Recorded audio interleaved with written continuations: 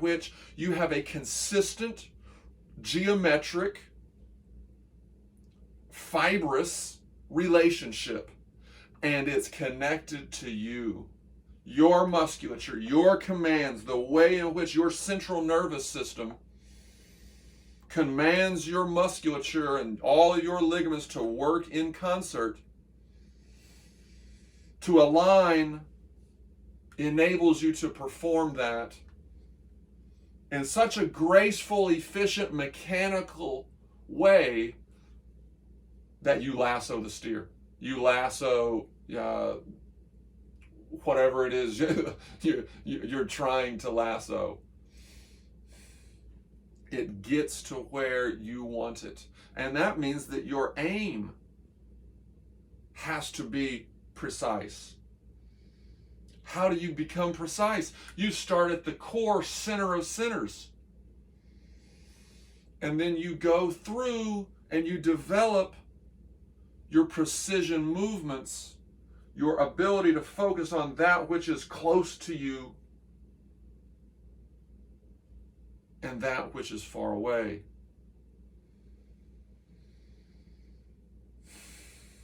And then you give your visual cortex a rest when you close your eyes, when you pray.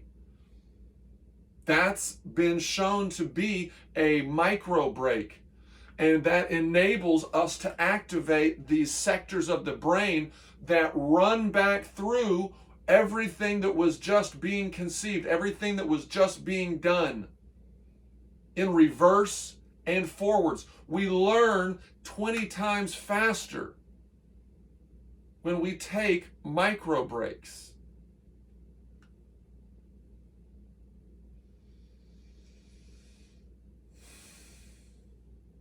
Now, there's some different research, I'm sure, about how long those micro breaks are for. Are there different positions that amplify the efficacy of that micro break? What happens when we are doing those and breathing in style X, breathing in accord with these principles in mind, breathing in accord with these thoughts, these conceptions, these assumptions?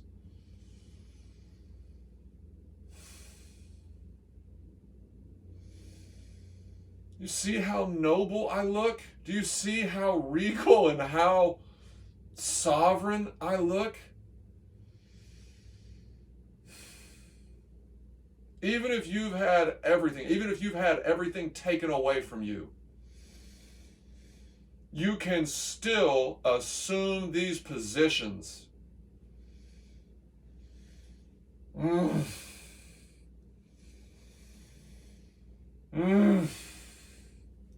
Even if you're a king, even if you are a monarch, these positions need to be a part of your life because they are health enhancing, they're ability enhancing. This is how we become more perfect than we are. You're alive. That means you're perfect. This is how we become even more perfect. This is how we actualize those ideas that were refined and honed for thousands of years, culminating in the hypocrisy of the Declaration of Independence. The beauty of it, the beauty of its aspirations, the beauty of the knowledge that it was going to influence and guide future societies to be more just, to be more egalitarian, to be fairer, to be more trusting, to be more connected to the soil, more connected to that process, because that is as close to magic as we will ever get. It's invisible. We say it's invisible. Light is light.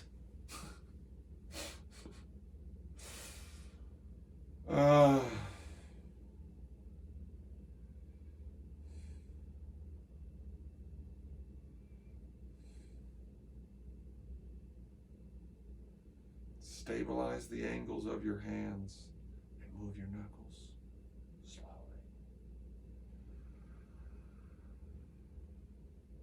Let the expansion of your inhalation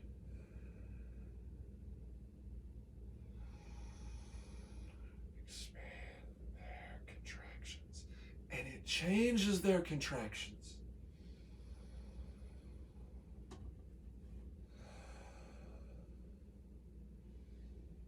Tip something over just a little bit. Use that force.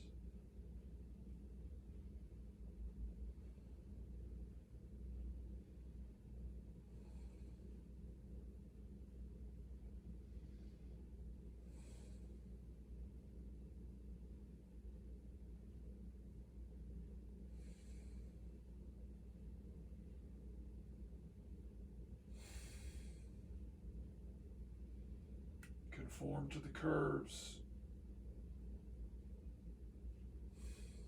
They are the roller coasters. They are the perfect ways. I'm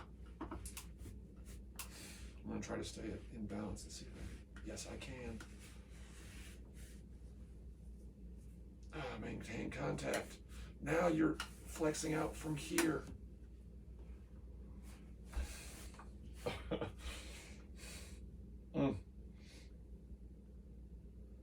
Position your hand there. There's a way that your hands can join.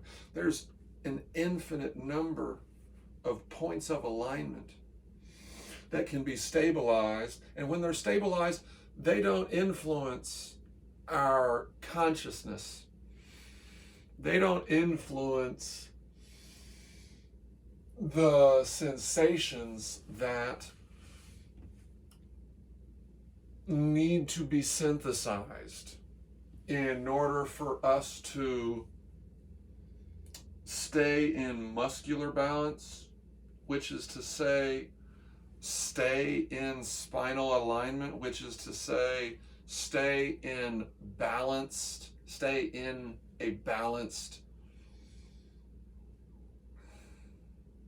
system of stimuli reception and electrical command dispensation that is as efficient and consistent in its function and achievement of the desired choreography of the human mind. And that's why we practice forms. That's why we come back to these positions that awaken us, that show us what we can do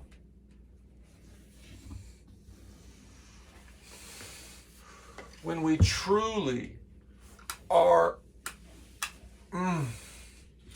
using all of our capabilities, all of our musculature to share the force of gravity. It's invisible. When we go to the gym, they don't have an air pressure weight. We don't talk about the air pressure we don't talk about gravity being the main force that's acting upon our system.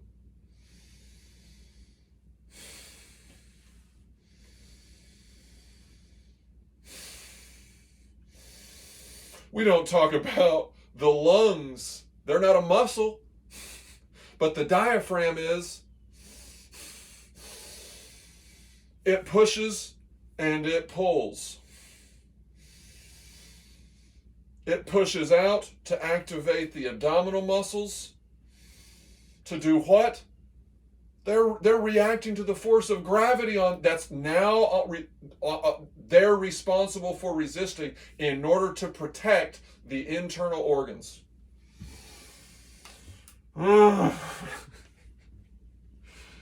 My hands are crossed, and the primary points of contact are the wrists and the knuckles, the first knuckle.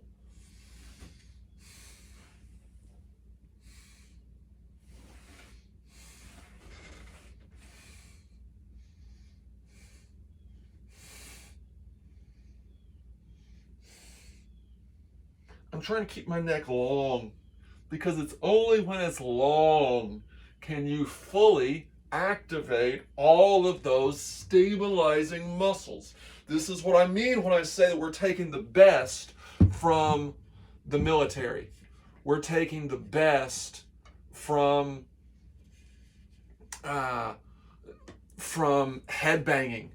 We're slowing it down. We're taking the best from music.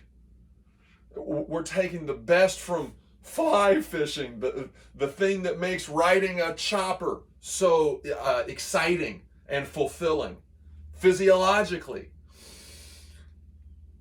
you're underneath this, you're controlling this source of fuel that's creating an ohm that you activate.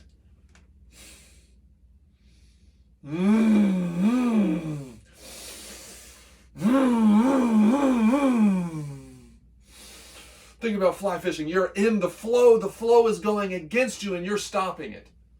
And you are translating that into a flowing motion that, like the lasso, is connected to you, and you're flowing it into a specific point that's based on your aim and your precision assessment.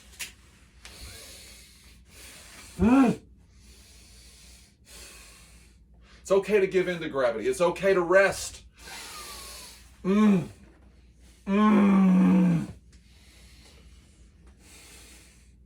these points of origin, these points of contact, teach you and they show you where it is that you need to go in order to activate the muscles that help you perfect your relationship to gravity more evenly. That's what more perfect means. That's what a more perfect union is. It's a union in which people convince each other and they debate each other and they provide justifications. Why is this good? Why is this bad? Why is this something that we need to implement? This is my attempt to do that. I'm trying to demonstrate the ways in which the body can be used in its completeness by people until they're 120. There's a lot of work being done on longevity and stem cells and these methods by which we can grow organs. And this is a way to direct that growth.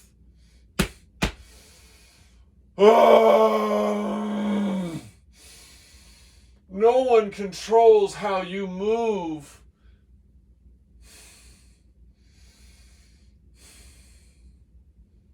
Better than you.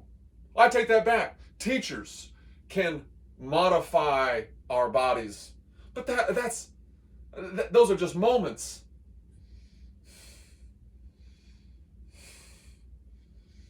See, these, whenever you start to connect these parts of your body, you will naturally move differently.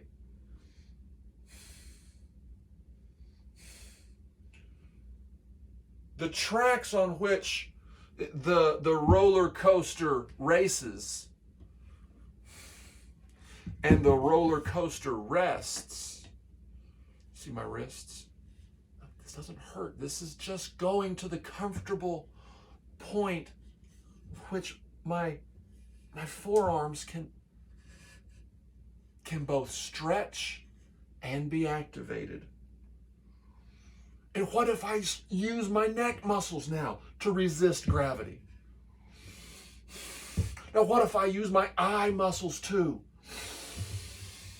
Then I'm using my lung muscles. Then I'm flexing with my hand.